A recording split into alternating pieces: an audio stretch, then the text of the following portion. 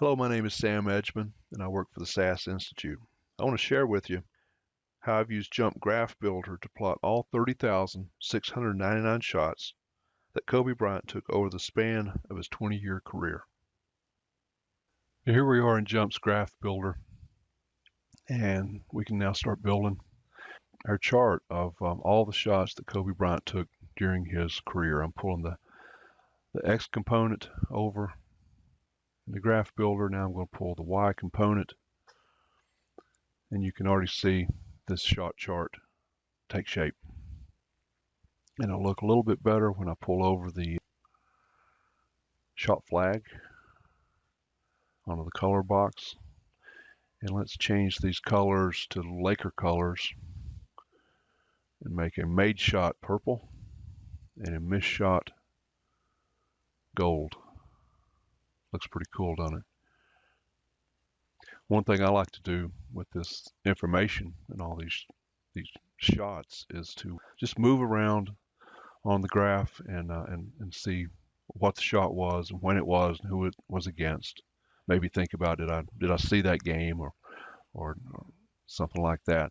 But as you can see, this is a jump shot from 14 feet. It was made February 5th in 2011, and he missed that shot. And I can move around a little bit more, and here's a jump shot from 16 feet. March 7th, 2001 against Toronto. It was a missed shot. And one more. There's a made shot. So here's a jump shot from 17 feet made November 18th, 2007 against your Chicago Bulls. Let's modify the axis settings. An NBA court is 50 by 94 feet, and I want to create a canvas that's essentially 100 feet. The information that's given to me is actually feet multiplied by a factor of 10. I don't know why it's delivered like that, but it is.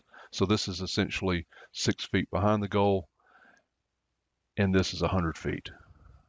And you can see when I do this how this might make sense to you. And at the baselines, I want to modify those where there's some room on each side of the court.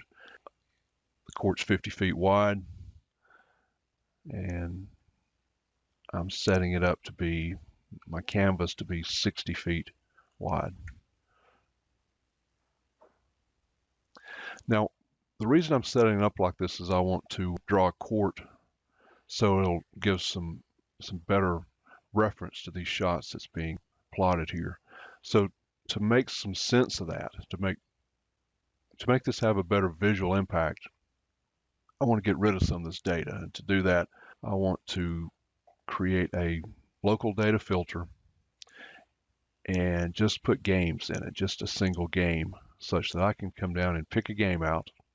And now I've just got that particular game's information on the canvas. And to build a court, it takes quite a bit of coding, and I've already done it. And I had a lot of help from a fellow named Tony Cooper that works at SAS. See, I've labeled as Court by Cooper. He went about this very passionately as a sports fan, and we talk a lot about football and all different sports. But he essentially drove this court building effort, and so let's copy it, and I just want to paste that into JMP. Now, the place to put it here, if you follow along, I've right-clicked on the canvas. I've said customize. I want to add a script. And once I get in here, I just want to copy it in.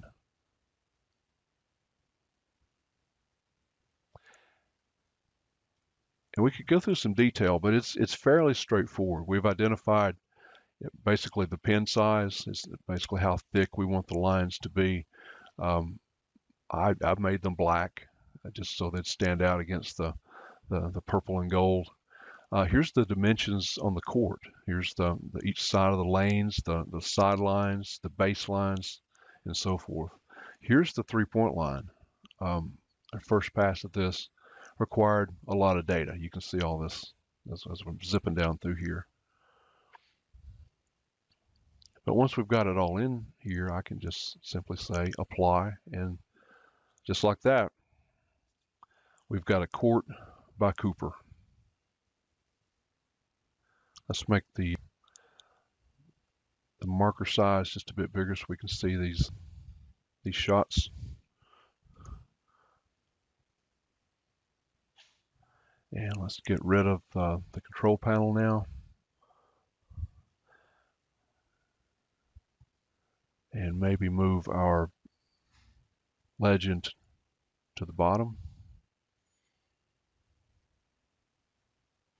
And to make it look a bit more reasonable, like you would expect a court to look, let's change the axis settings just a bit,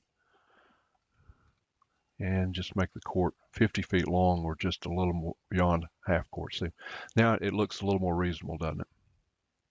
So we could use this information to study where Kobe is hitting from and where he's not. Looks like he was really active in this area in this particular game. He was 50% in this area. So there's nothing that really jumps out here, but that's what we might do with this data. So I hope you've enjoyed this. Again, I am Sam Edgman, and I work for the SAS Institute. Thank you.